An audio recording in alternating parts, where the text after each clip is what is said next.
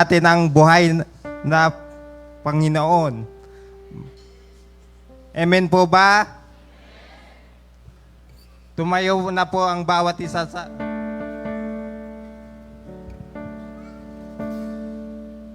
Kantahin po natin yung halina't sama-sama.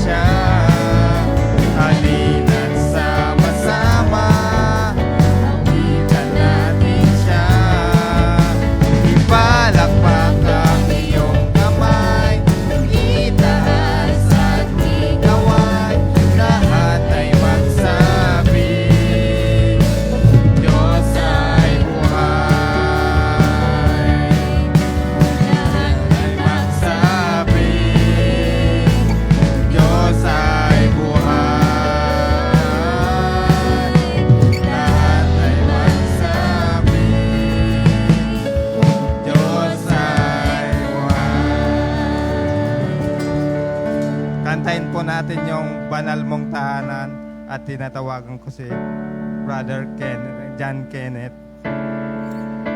para sa opening prayer.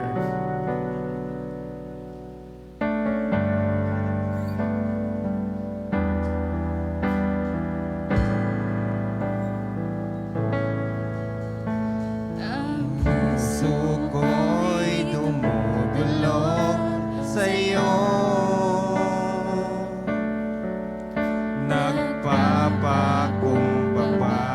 Nagsusumbamo,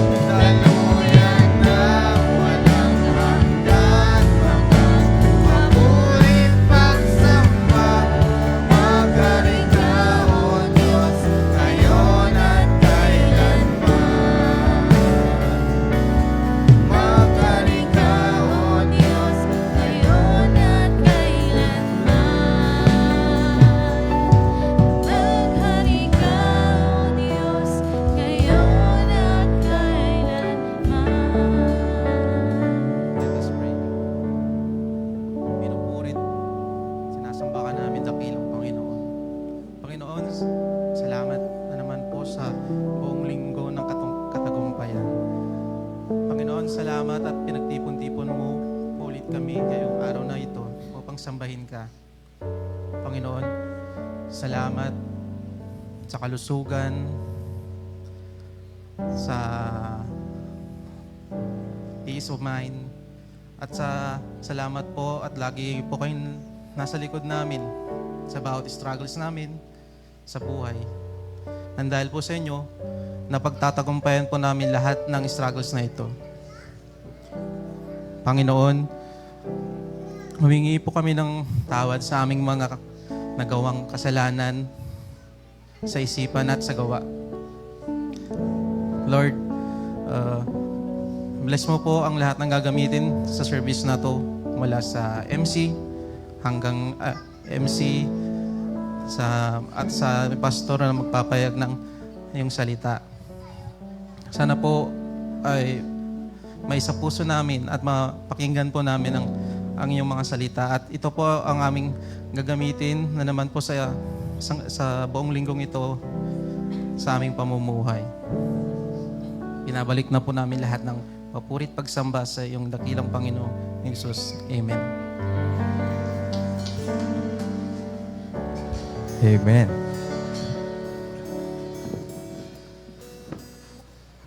Sino po ang may testimony itong nagdaang isang linggo na naman? Kung sino po ang may testimony, itayo na po.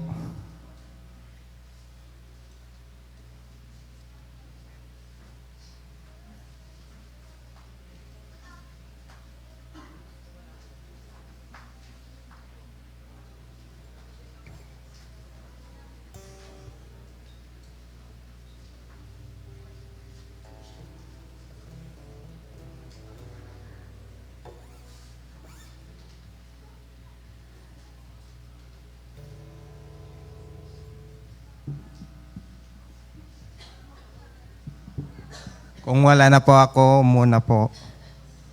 Magpapasalamat ako sa Panginoon sa kabutihan niya sa aking buhay, sa mga kapatid ko po sa malayo po sa amin. Magpapasalamat ako sa kabutihan niya sa ang Panginoong Hesus.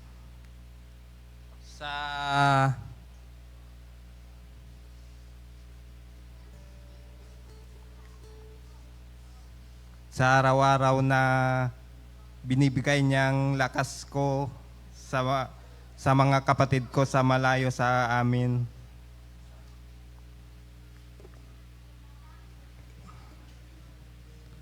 Papasalamat talaga ako sa Panginoon.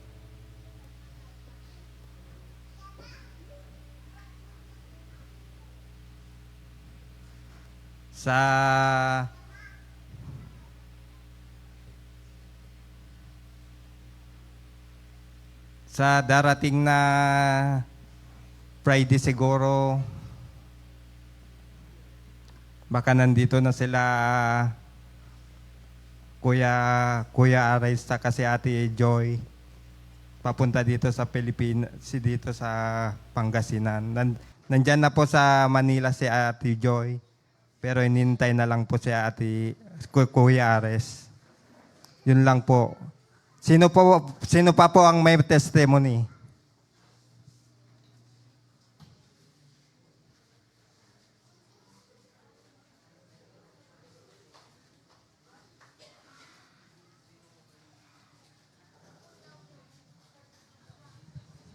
Magtitestimony po. Ako'y nagpapasalamat sa ating Panginoong Diyos kasi nung nakaraan na linggo po ay hindi ako nakapag-church gawa ng nagkaroon po ako ng karamdaman. Pero sa pamamagitan ng aking panalangin palagi sa Panginoong Diyos na bigyan niya ako ng sapat na lakas para ngayong linggo ay maka-attend na po ako dito sa church upang makinig ng kanyang mga salita, papurihin siya sa kanyang kadakilaan. Salamat sa Panginoong Diyos kasi sa buong linggo na araw-araw akong nananalangin na pagalingin niya ako, ay dininig ako ng Panginoong Diyos God answer my prayer. Kaya salamat sa Panginoong Diyos kasi anuman ang aking naramdaman, ay andyan siya palagi para gabayan ako, bigyan ako ng lakas, para sa ganon ay makarating ako dito ulit ngayong linggo at makarinig ng kanyang mga banal na salita na siya ang pinaguhugutan ko ng lakas sa araw-araw kong pamumuhay. Salamat, Lord, at binabalik ko lahat ng pasasalamat at kapurihan sa pangalan ni Jesus. Amen.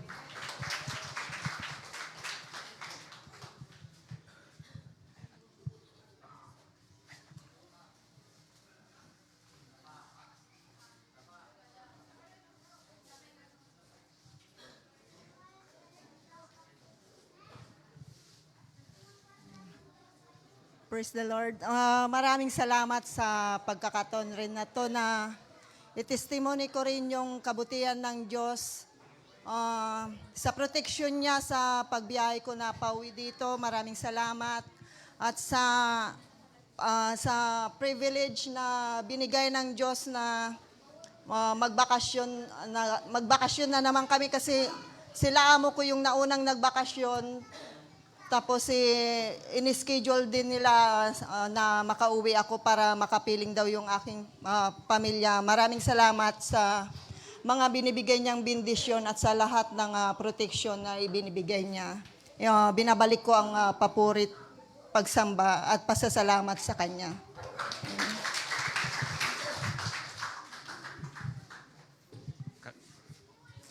Kantahin po natin yung give thanks para sa padasal natin para sa lahat.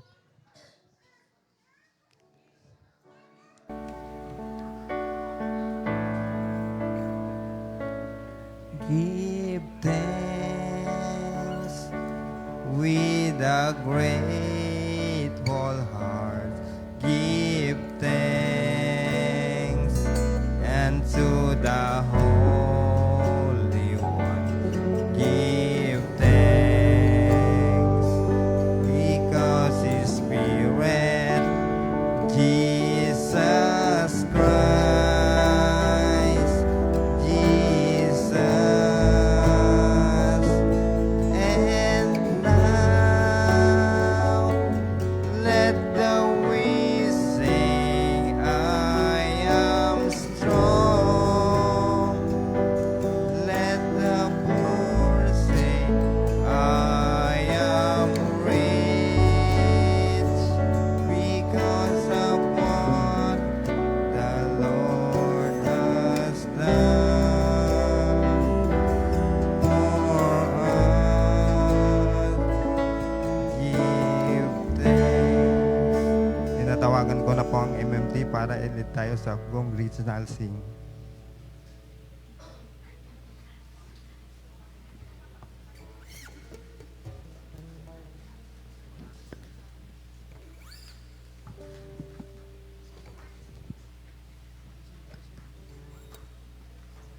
Good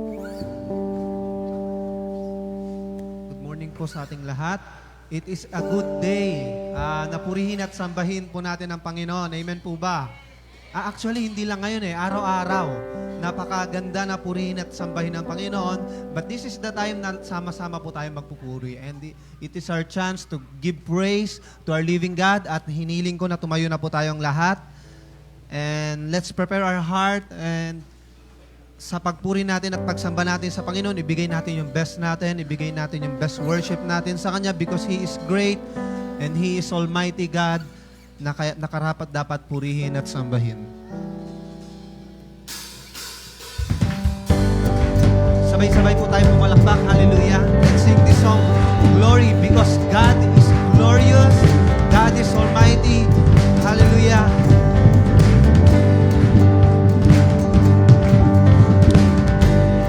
Great is the Lord God Almighty.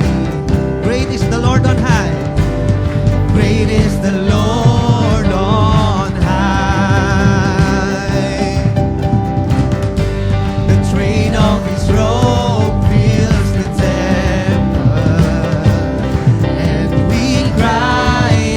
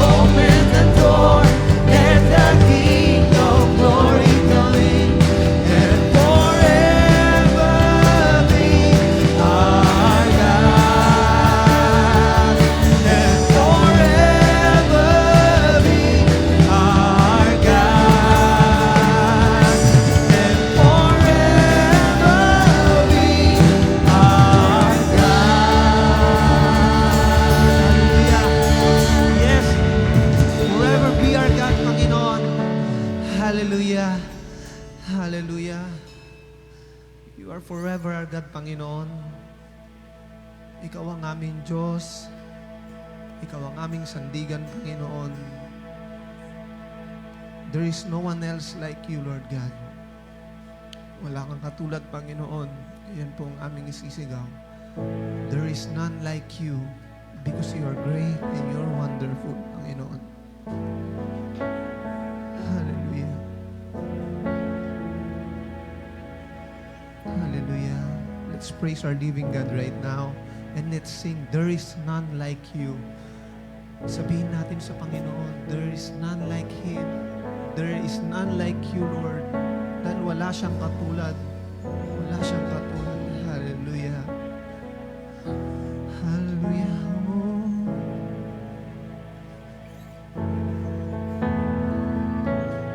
There is none like you. Yes, Lord.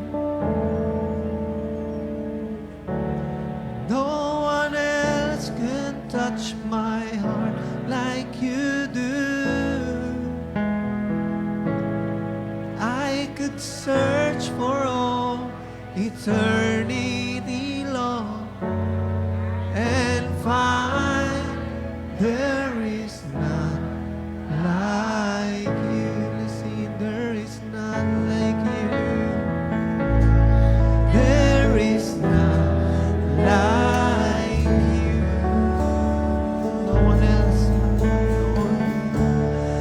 No one else could touch my heart like you do.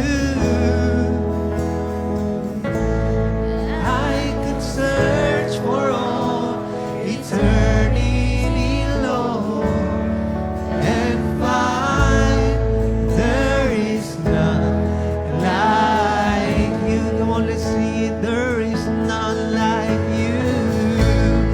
There is none like you. Yes, Lord. No one else. No one else could touch my heart like you do. Yes, Lord. I could search for all eternity, Lord, and find there is none like you. Yes, Lord, there is none like you, Panginoon. There is none like you, Panginoon. Hallelujah. Oh, there is none like you, Lord. Yes. Hallelujah.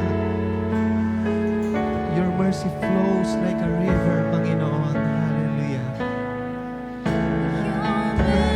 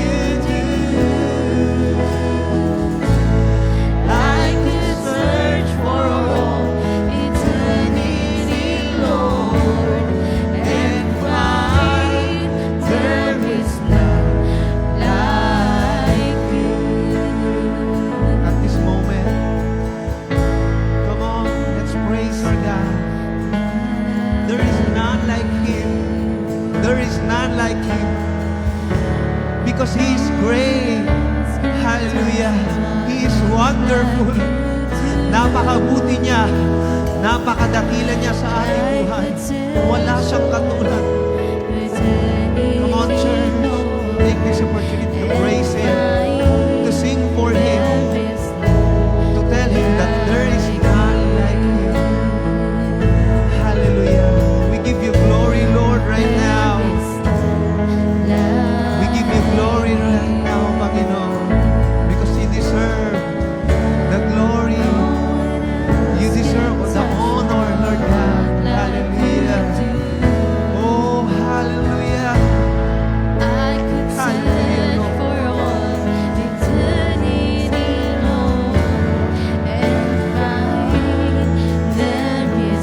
Yes, Lord. Hallelujah. Come on, let's take this moment to give praise to our living God, to give worship to Him, to glorify Him, to honor Him. Hallelujah. Hallelujah. We give You glory, Lord. We give You honor right now. We glorify You, Lord God. Hallelujah. Hallelujah. Hallelujah.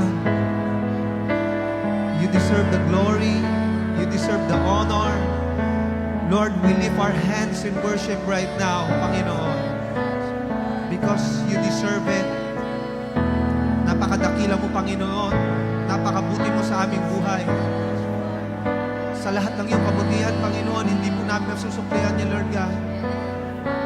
All we can do is praise You, worship You right now, Panginoon. Hallelujah. Hallelujah. You are great.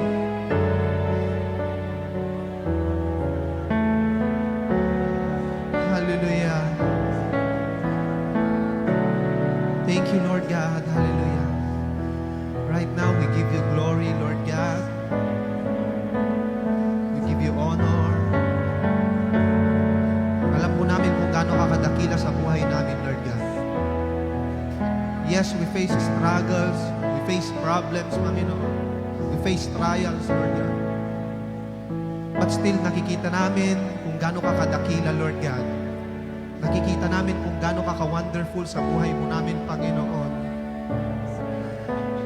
Nakikita po namin kung gaano ka-great sa buhay po namin, Lord God. Na kahit po malaki ang problema, Panginoon, na inaharap namin,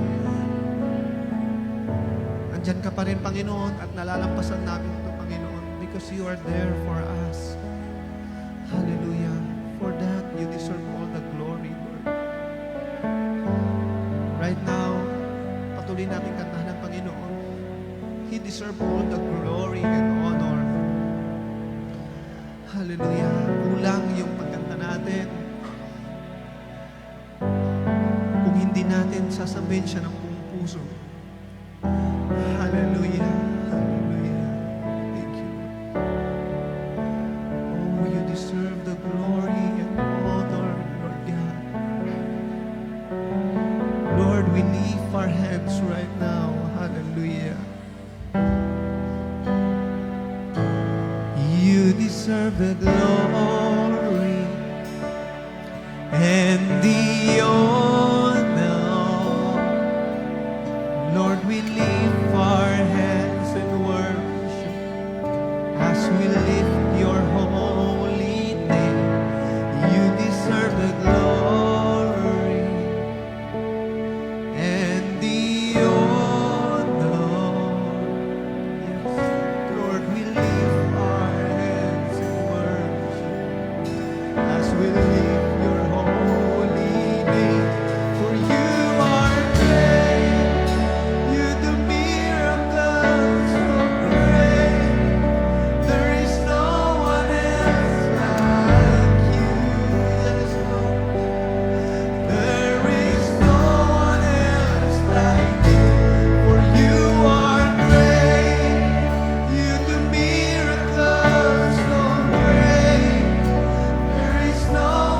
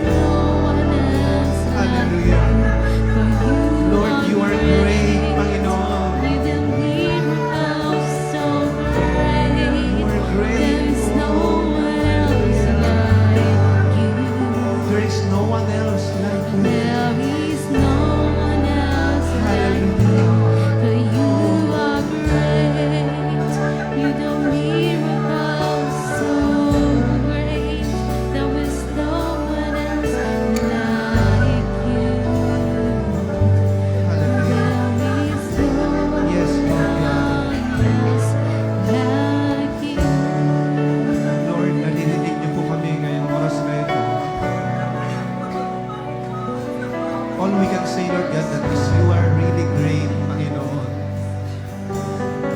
You are really great, Lord God.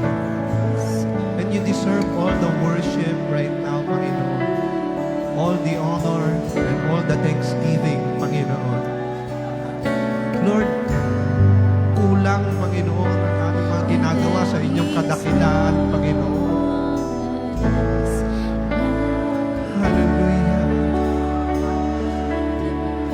There's no word that can define you right now, Panginoon. Napakadakila mo, Panginoon. Napaka-wonderful mo, Panginoon. Hallelujah.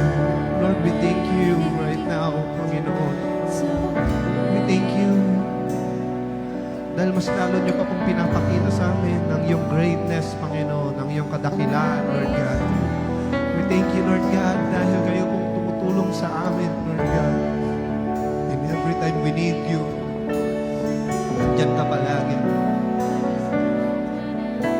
And every time we seek you, Panginoon, hindi ka po nawawala, Lord God. Ikaw lang po ang aming sandigan, Panginoon. Hallelujah, hallelujah. Lord, we praise you. Hindi lang po ngayong oras na ito, Panginoon. At araw-araw, Panginoon, we praise you and we glorify you, Lord God. Lord, thank you for everything, Lord. Thank you, Lord, for your greatness. Thank you for blessings, Panginoon. Thank you sa lahat, Lord God. Maraming salamat po sa pagpaparamdam niyo ng iyong presensya, Lord God.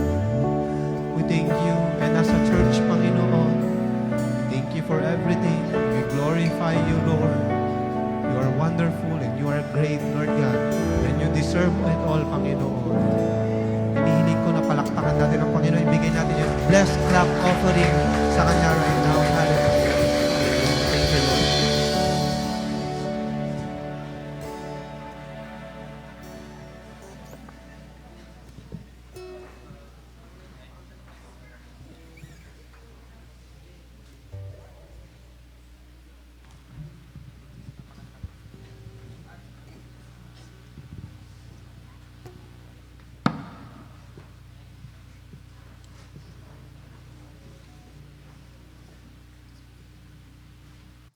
Praise the Lord.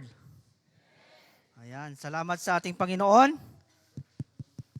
Ayan, dahil muli, andito po tayo sa bahay-sambahan ng ating Panginoong Diyos upang papurihan siya, sambahin siya sa Espiritu at katotohanan.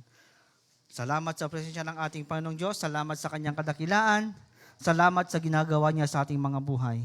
Alam ko na bawat isa sa atin ay nararanasan natin yung kadakilaan, kabutihan, at pagmamahal ng Diyos sa buhay po natin. Tayo po ay patuloy na tinutulungan ng ating Panginoon. At sa pagkakataon na ito, ayan, announcement po. Ang ating MC, si Brother Sister Grace Mark Rangcapero. An opening prayer, si Zach Libara. A special presentation, Children's Department. WMO Monthly Fellowship sa June 22, 2 p.m. Mamaya po sa second floor. Fire Devotion kila Sister Marilyn Cardinal sa June 26. Nandyan po ba? Department schedule for Malasiki. First week, CCMO. Second and third week, WMO. And fourth week, MCYO. Reminders, Army Provider Pledges, and Church Projects Pledges po natin. Prayer meeting every Wednesday, 7 p.m. Dawn watch every Saturday, 5 a.m. Yun po yung mga announcement po na siyang announcement po ngayong linggo. At salamat sa ating Panginoong Diyos dahil natapos kahapon ang ating community service. Ayan, salamat sa nagpag-participate.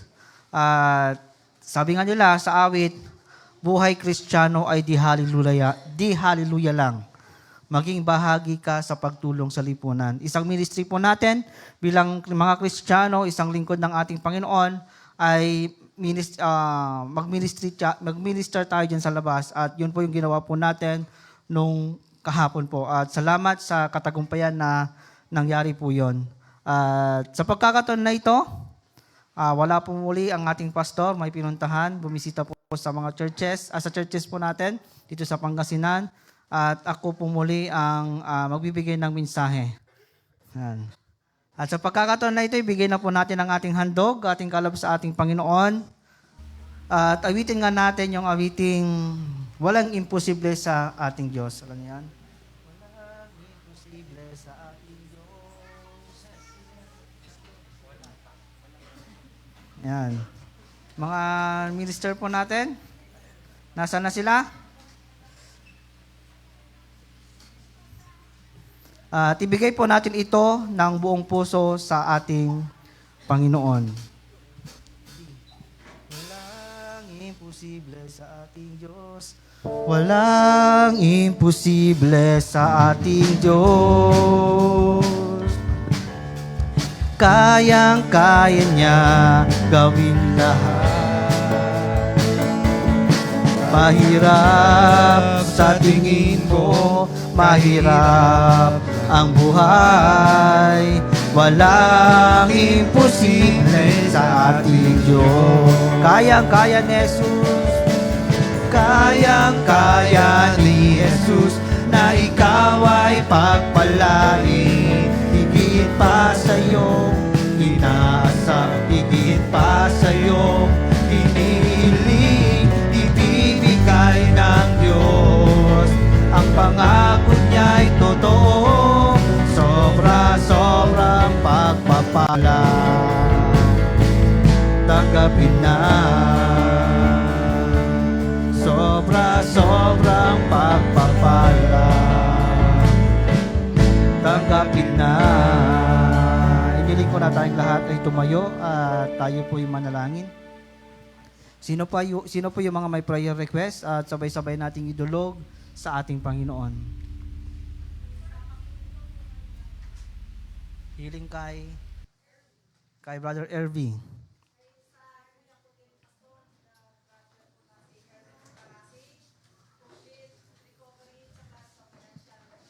Kay Brother Hermenio Carasi, complete healing at financial blessing sa kanya. Kay Sherwin Berdal, kay Brother Sherwin, complete healing din sa kanya. Sino pa po? Ayan, kung wala na po, tayong lahat ay yumuko at tayo po'y manalangin. Ama naming Diyos, sa dakila sa oras pong ito, kami, Panginoon, ay muling dumudulog sa iyong harapan at patuloy nagpapakumbaba, Panginoon. Sa pagkakataon na ito, Panginoon Diyos, itanatas po namin ang mga kapatiran po namin na nangangailangan ng kagalingan, Panginoon. Kay Brother Herminio, Panginoong Diyos, kay Brother Sherwin, kay Brother Herbie, Panginoon, na siyang may karamdaman sa oras pong ito. Lord, ang dalangin po namin, Panginoon, na ikaw ang magbigay ng kompletong kagalingan sa kanila. Ano man, Panginoong Diyos, ang kanilang karamdaman, nararamdaman sa oras pong ito, sila, Panginoong Diyos, ay tinataas po namin sa iyong harapan at patuloy na ibigay mo po ang kompletong kagalingan sa kanila, Panginoon. Patuloy kang kumilos sa kanilang mga pisikal na katawan at patuloy na iparanas ng iyong kapangyarihan at patuloy na kagalingan, Panginoong Diyos. Sa kapatid ni Brother Sister Dalisay, Panginoong Diyos, ang dalangin din po namin ay patuloy na i-provide mo po ang kanyang pangangailangan, Panginoong Diyos. Sa patuloy, Panginoon, sa pagpapala mo, ang siyang ibigay mo po sa kanya, sa kanyang karamdaman, Panginoon Diyos, alam po namin na siya po ay gagaling at patuloy na magpo-provide ng kanyang pangangailangan, Panginoon. At sa pagkakataon na ito, Panginoong Diyos, alam mo po ang bawat daing po ng bawat isa sa amin. Alam mo po ang nilalaman ng aming mga puso't isipan. Hindi man po namin mabanggit sa kongregasyon na ito ang aming mga prayer request, Panginoon. Pero alam po namin na alam mo po ang bawat dalangin po namin. Alam mo po ang bawat ilalaman ng aming mga puso. Kaya, Panginoong Diyos, ang bawat isa sa amin na nandirito, sa mga nanonood online, Panginoong Diyos, na nakikiisa sa amin, Panginoon, ang dalangin ko po, Panginoong Diyos, na patuloy mong sagutin ang bawat daing at panalangin po namin. Alam mo po ang bawat pangangailangan po namin. Alam mo po ang bawat sitwasyon ng aming mga buhay, ng ang aming pamilya, Panginoon. Alam din po namin, Panginoong Diyos, na Ikaw lamang ang siyang makakatulong sa amin at Ikaw ang makapagbibigay ng katagumpayan sa bawat isa sa amin, Panginoon. Salamat, Panginoon Diyos, sa iyong pagkilos sa aming mga buhay. Salamat sa iyong tulong sa bawat isa sa amin. Hanggang sa aming mga pamilya, Panginoong Diyos, na siyang patuloy, Panginoon, ang dalangin po namin na patuloy mong pagpalain din, patuloy mo silang tulungan, patuloy protektahan, at patuloy, Panginoong Diyos, na manguna ka sa kanilang mga buhay. At sa pagkakataon na ito, Panginoon, nadako po kami, Panginoong Diyos, sa pakikinig ng iyong mga salita. Ang dalangin po namin, Panginoon, na patuloy buksan ang bawat isipan, ang bawat puso po namin, Panginoon, na siyang paglalagyan ng iyong mga salita. At patuloy mong i-bless ang iyong lingkod. Gamitin mo po ako, Panginoon, bilang daluyan ng pagpapala, Panginoong Diyos, sa bawat makakarinig ng iyong mga salita. At patuloy mong i-bless ang iyong mga salita, Panginoong Diyos, at tulungan mo po ang bawat isa sa amin, Panginoon, na may apply po namin sa pang-araw-araw na pamumuhay ang iyong mga salita na siyang napapakinggan po namin, Panginoon. At sa pagkakataon na ito, Panginoong Diyos, alam po namin na mayroon kang gagawin sa buhay po ng bawat isa sa amin. Alam po namin na mangusap ka sa bawat isa sa amin sa pamagitan ng iyong mga salita, Panginoon, at na iyong banal na Espiritu ang siyang patuloy na mag-convict at manguna sa buhay po namin, Panginoong Diyos. At sa mga offering na siyang nalikong, Panginoon, pagplain mo ito, Panginoong Diyos, na magagamit po sa ikalawak ng iyong gawain at patuloy mong pagpalain ang bawat isa sa amin, Panginoong Diyos. Ang bawat kamay na nagbigay, Panginoong Diyos, ay patuloy mong pagpalain at ibalik mo po ito ng siksik, liglig at umaapo pang pagpapala, Panginoong Diyos, sa pamilya ng bawat buhay po ng bawat isa, Panginoong Diyos. Salamat, Panginoon, sa pagkakataon na ito. Alam po namin, Panginoong Diyos, na hindi ka patapos sa aming mga buhay. Hindi ka patapos sa araw na ito, Panginoon. At patuloy, Panginoong Diyos, na mararanasan ka pa po namin sa araw na ito. Salamat, Panginoong Diyos. At ito po ang aming dalangin sa pangalan ni Jesus. Amen and amen. Ayan. At sa pagkakataon na ito, mga kapatid, dadako na po tayo sa salita ng ating Panginoon. Alam ko na bawat isa ay nakahanda na sa pakinig ng salita ng ating Panginoong Diyos. Tanungin mo nga yung katabi kung nakahanda na. Nakahanda ka na ba? Ayan. Dapat handa po tayo. Hindi yung nakahanda na tayong umuwi. Yan, baka, nakahanda na akong umuwi. Nabit lang ati sermon tayo. Gede. Yeah. Alam ko, bawat isa sa atin ay nakahanda na sa pakinig ng salita ng ating Panginoon. At sa pagkakataon na ito, yan, para hindi tayo magtagal, yan, 45 minutes bang binigay sa akin? Ang ating tema ngayong umagang ito ay pinamagatang Live a Victorious Christian. Mabuhay ng isang matagumpay na Kristiyano. Alam ko, bawat isa sa atin ay may mga pinagdaraanan. Bawat isa sa atin ay may mga negatibong nangyayari sa ating mga buhay. Pero po, isa po ang katotohanan na nangyari sa ating mga buhay. Nung tinanggap natin si Kristo sa buhay po natin, ay yung nagkaroon tayo ng katagumpayan sa buhay po natin. Simula po nung tinanggap natin ang ating Panginoong Hesus sa ating mga buhay, nanampalataya tayo sa ating Panginoon, ay binigyan niya tayo ng katagumpayan sa lahat po ng ginagawa ng diablo sa ating mga buhay. Nung hindi tayo Kristiyano, ay talunan po tayo. Talunan po tayo. Nung wala tayo kay Kristo. Pero po, simula po nung tayo pinanampalataya, tayo po ay nagtagumpay at mananagumpay sa buhay po natin. At sa pagkakataon na ito, mga kapatid, yung victory na binigay sa atin ng ating Panginoong Diyos ay nasa sa atin na. At yung gawa ng diablo ay kayang-kaya na nating puksain at talunin.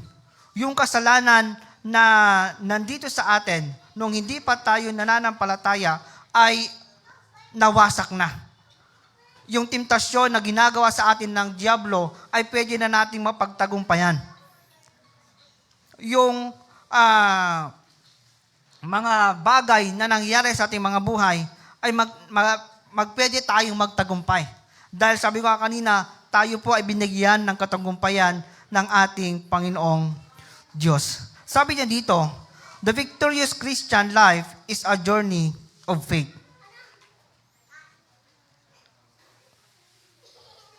Kaya nga po sinabi niya din dito na the victorious Christian life is a journey of faith dahil lumalakad po tayo sa pananampalataya.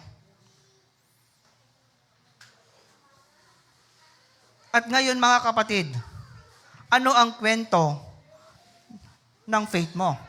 Ano ang kwento ng pananampalataya mo?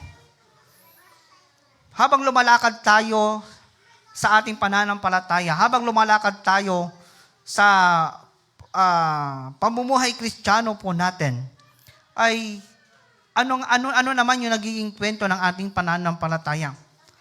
Nung tayo ba ay inatake ng diablo, ay bumabagsak ba tayo? Nung tayo ba ay nakakaranas ng mga matitinding pagsubok, ay nagpapanghinaan ba tayo?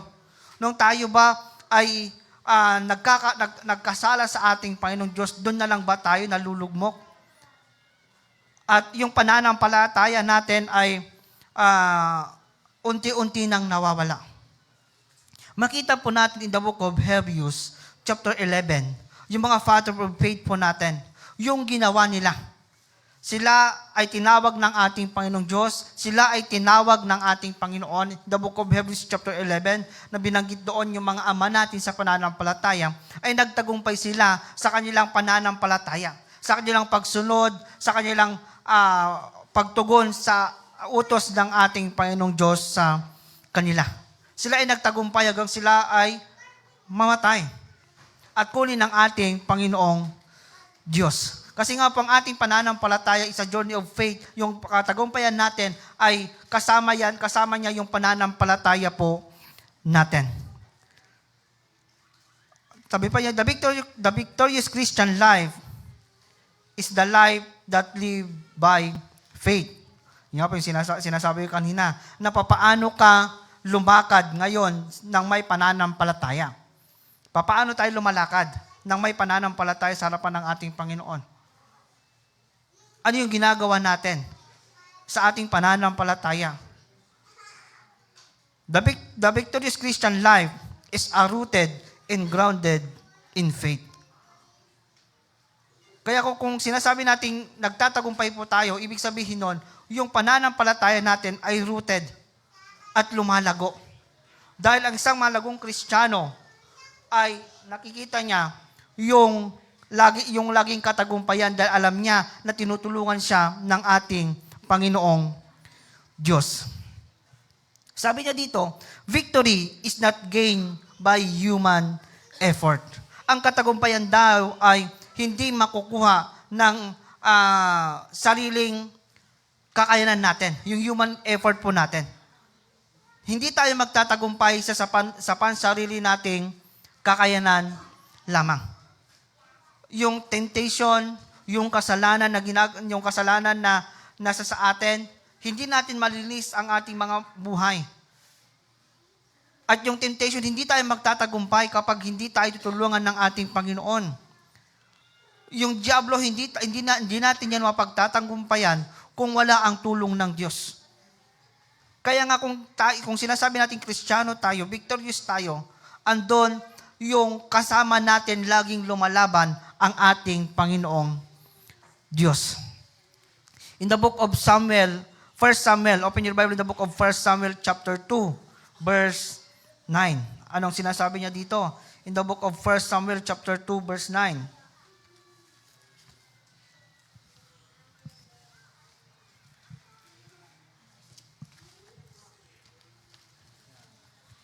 First Samuel chapter 2, verse 9.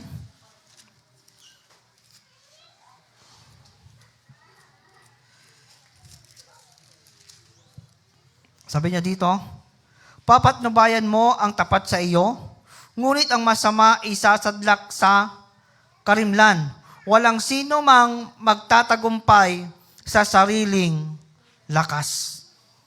Ayan. Ito ang sinasabi niya dito, na walang magtatagumpay sa sarili niyang lakas. Kaya ibig sabihin, kailangan natin ang ating Panginoong Diyos sa buhay po natin para magtagumpay po tayo. Kaya nga andun yung pananampalataya po natin. Living a Christian life is not easy.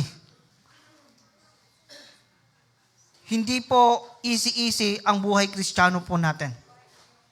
Hindi pinangako ng Diyos na kapag tayo naging Kristiyano, ay maging hayahay ang ating buhay. Pagkos prone tayo sa mga pagsubok, tayo yung inatake ng dyablo, at sabi nga nila, pahirap ng pahirap yung ginagawa ng dyablo sa atin. Kasi nga kapag sinubok tayo ng dyablo sa ating pananampalataya, pag napagtagumpayan natin iyon, ay sa susunod na atake ng dyablo sa atin, mas mahirap na naman. Ganun po yun. Habang nagle-level up tayo sa ating pananampalataya, nagle-level up din ang dyablo sa pagsubok sa atin. Ganun po ang ginagawa niya. Kaya nga sabi niya dito, living a Christian life is not easy. Pero, we are victorious dahil binigyan tayo ng katagumpayan ng ating Panginoong Diyos. Kaya nga sabi, dito din, sinabi niya na, victory is a gift. Ang katagumpayan ay isang regalo. Open your Bible in the book of 1 Corinthians chapter 15, verse 57. 1 Corinthians 15, 57. Ganito din ang sinabi niya. Magpasalamat tayo sa Diyos na nagbibigay sa atin ng tagumpay sa pamagitan ng ating Panginoong Kristo. Kaya sabi niya, magpasalamat tayo sa Diyos na siyang nagbibigay sa atin ng katagumpayan.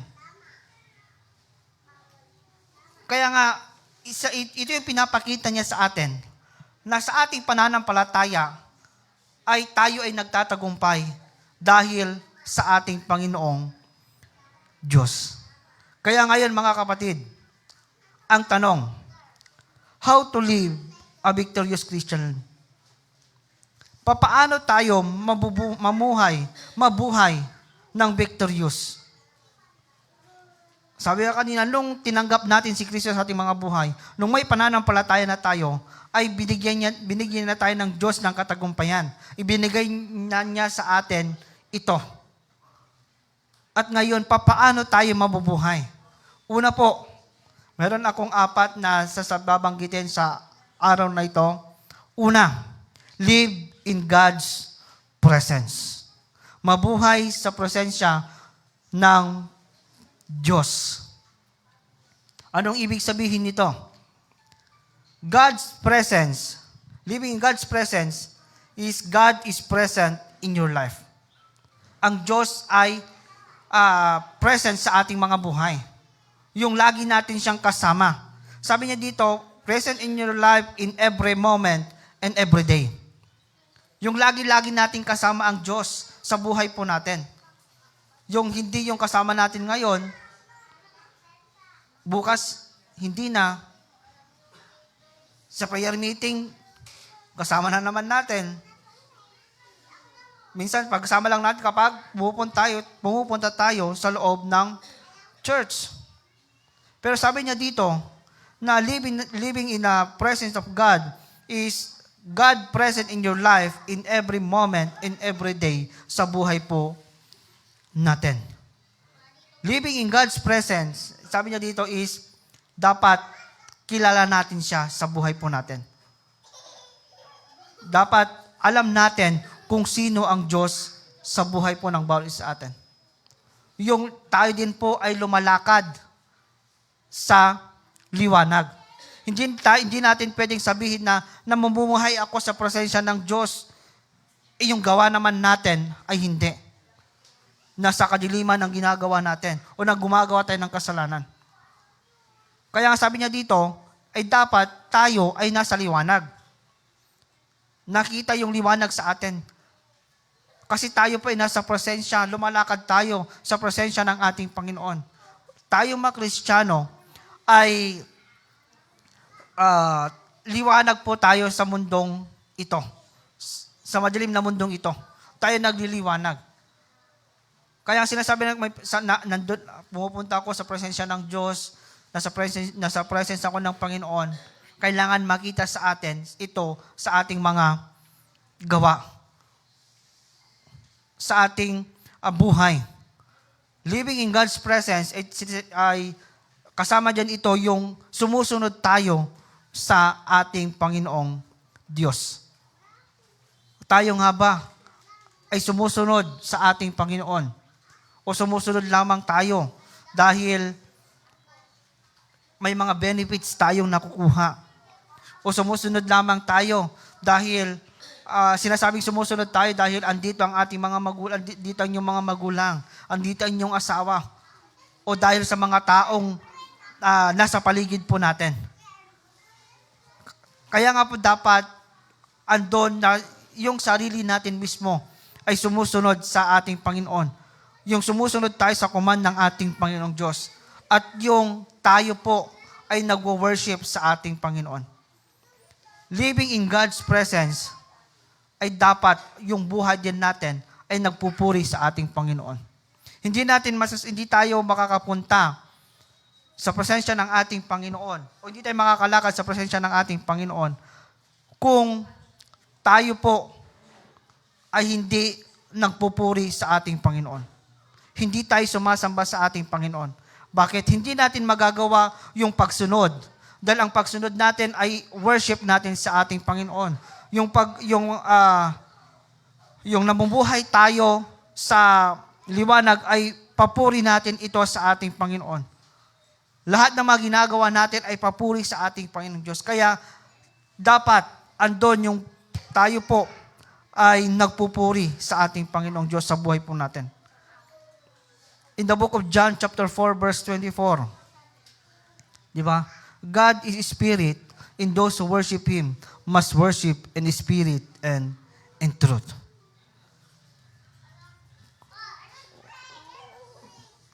Sinasabi natin na tayo ay mananagumpay. Kailangan, dapat tayo ay nasa presensya ng ating Panginoong Diyos. Dapat lagi tayo nasa presensya ng ating Panginoon sa buhay po natin. Papaano tayo magtatagumpay? Live in God's presence. In the Old Testament, yung mountain, yung bundok, it symbolizes the presence of God. Kaya anong ginagawa ng mga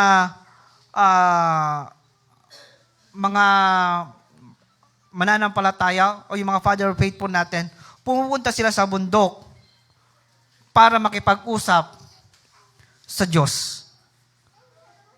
Diba? Yun ang ginagawa nila.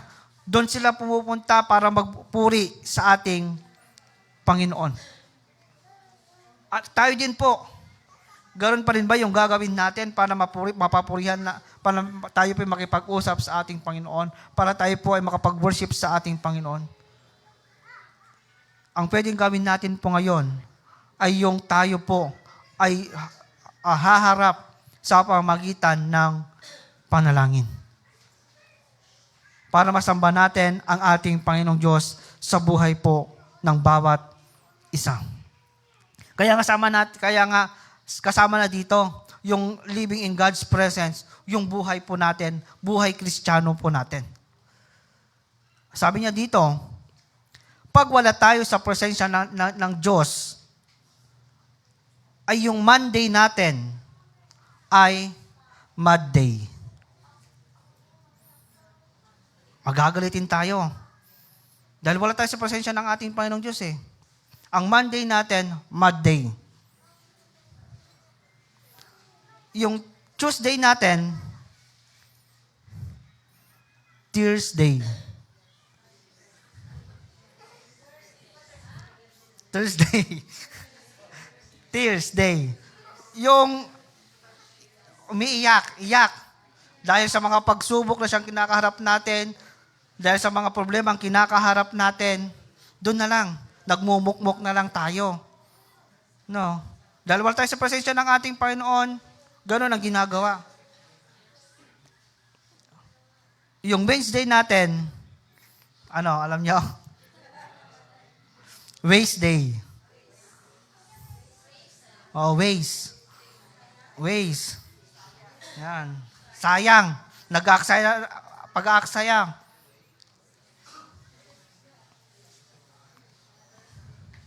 Yung Thursday,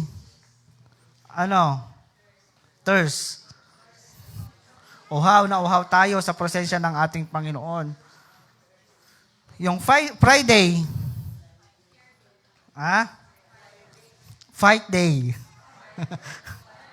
Fight Day. Pagpanpanunod kayo sa Manti Sabado na. Fight Day kapag Friday. No. Maapam aminan. Orji karubang pati di aso yung pakpakanam. Aji pusang agtugtugaw. Di ba? Yung Saturday. Saturday. Yan. Yung magulo. At yung Sunday, sad day. Yan, malungkot na araw, linggo. Ganun po ang buhay ganun po ang buhay ng wala sa presensya ng ating Panginoon. Kaya nga po sa atin po, bilang isang Kristiyano, ay dapat andoon na nasa presensya lagi tayo ng ating Panginoon. At dapat yung buhay po natin, Kristiyano, ay nakikita sa buhay po natin. Dahil we are living in God's presence, sinasabi natin, na nabuhay tayo sa presensya ng ating Panginoon. Kaya dapat yung buhay natin ay nakikita. Kaya nga, yung laging sinasabi na dapat yung buhay natin, Kristiyano, yung nakalagay sa Sons of Praise, Kristiyano ka, dapat halata. Meron akong babasahin na nabasa ko sa internet. Iba't ibang uri ng Kristiyano sa loob ng iglesia. Iba't ibang uri ng Kristiyano sa loob ng iglesia. Dahil pinag-usapan natin, we are living in God's presence. Kaya dapat yung presensya ng ating Panginoon nasa sa atin at lumalakad tayo sa presensya ng ating Panginoon. Sabi dito, paalala, ang anumang mababasa dito ay obserbasyon lamang ng manunulat at walang taong pinagtutungkulan. Isang obserbasyon lamang ito. Una po, na iba't ibang uri ng Kristiyano, uri ng Kristiyano sa loob ng church ay yung the early birds. Yan. Sila ang mga Kristiyanong palaging maaga sa oras ng pagsamba. Uy. Pinapahalagahan nila ang pagiging maaga, lalo na sa panambahan sa iglesia. Yon.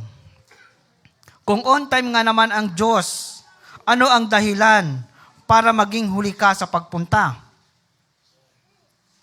Diba? Kung on time ang Diyos, ano yung dahilan para maging huli ka sa pagpunta? Kaya nga salot sa mga maaga, the early birds, Christian. Pangalawa, daalam mo na. Daalam mo na. Alam mo na late na naman sila. Hindi sila Kristiyanong nalilate. Dala ng hindi inaasahang pangyayari, kundi nakasanayan na talaga nilang maging huli sa pagsamba. Yan. Wala akong pinapatamaan dito, baka damdama. Madikay nagsimata nga pastor, ang kaslamat. Yan. Sabi ka niya, paalala. Ano mang mabasa dito ay obserbasyon lamang ng manunulat. Obserbasyon. Kaya daalam mo na, late na naman sila. Yan. Hindi dahil tawag noon, hindi dahil hindi inaasang pangyayari, kundi nakasanayan na nilang malate. Sabi natin, we are living in God's presence. Dapat alam na natin. Alam mo na. Sa susunod na linggo. The handshakers. Sila ang mga Kristiyanong parang politiko. Kung mga may.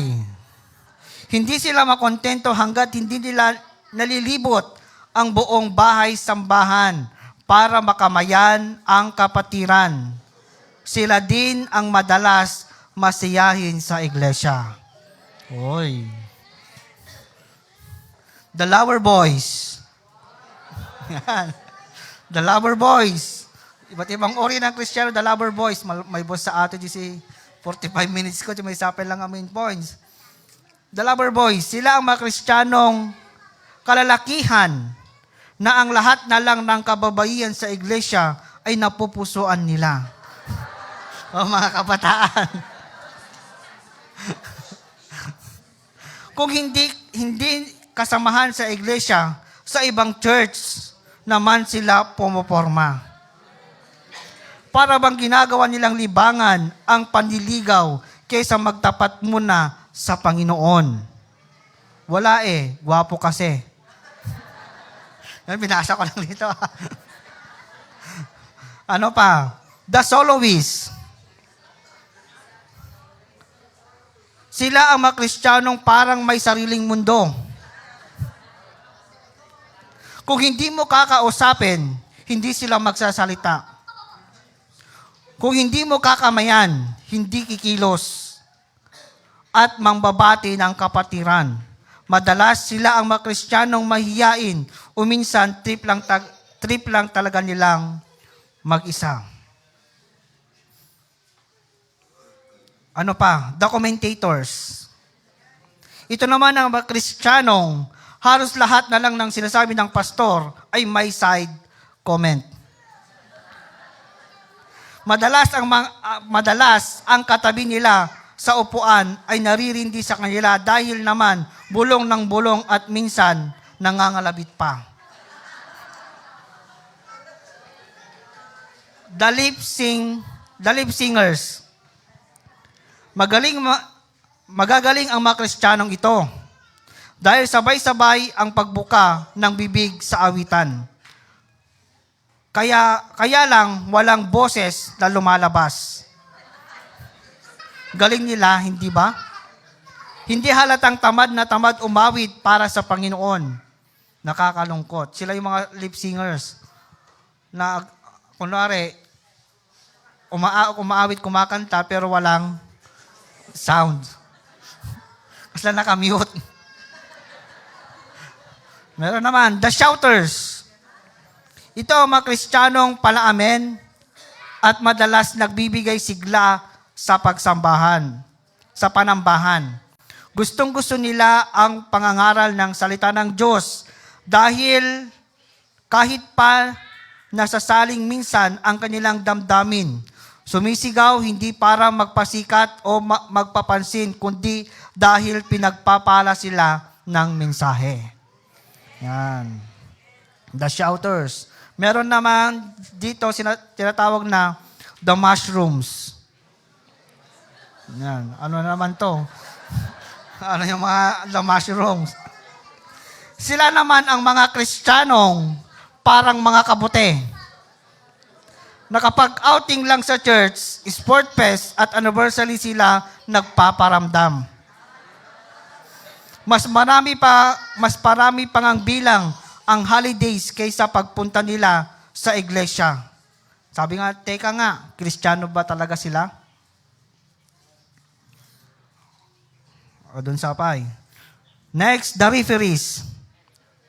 Mga referee. Ito ang mga Kristiyanong parang mga referee sa basketball. Wala nang nakikita sa iglesia kundi mga pangit na bagay. Mainit sa loob, matagal ang preaching, hindi maganda ang pagkakaawit, sumobra na naman sa oras ng pangangaral si pastor. Lahat na lang mali. Yung alam niyo yung referee sa basketball, yung mga mali lang yung tinitignan. Ganon din sila sa loob ng church. No, nabayag ni pastor, nagbayag ni pastor nag-preach. Ganon po sila. The sleepyhead. Yan, sa titulo pa lang, alam mo na kung sino sila. Mga antukin sa loob ng iglesia. Naka-aircon tayo, makapaturog niya. Urehan tayo man naka-aircon, makapaturog matlata. No, dato yak sa mga probinsya na makikita nga. Kunwari, karkararag nga makaturturog. Agpaisaw. Di ba? Agpaisaw si pastor, nakakastang hamagay mga karkararag. Makaturturog. The sleepyhead. Mga antukin sa loob ng iglesia.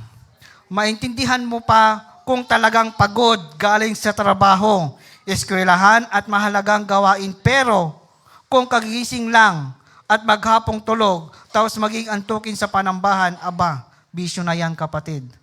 Sabi niya. The givers. Yan. Ito ang mga Kristiyanong maasahan pagdating sa giving. Hindi nila ito kinakatisod pagkos kaligayahan sa kanila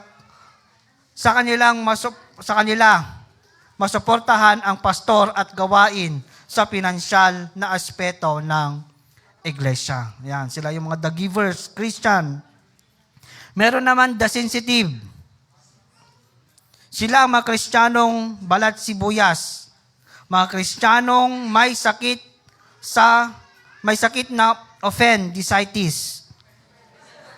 Yan. Kasi lahat na lang ng pangaral ng pastor, laging na-offend. Madalas sila ang mga immature sa gawain at spiritually weak. Yan. Yung mga the sensitive, immature daw sila at yung mga spiritually weak. Meron na naman tinatawag na the flesh. The flesh. Ito ang mga Kristiyanong atat na palaging umuwi. Yun bang hindi pa tapos ang closing prayer, nakaabang na agad sa pintuan. Yan. Sila yung mga the flesh. The unmovables.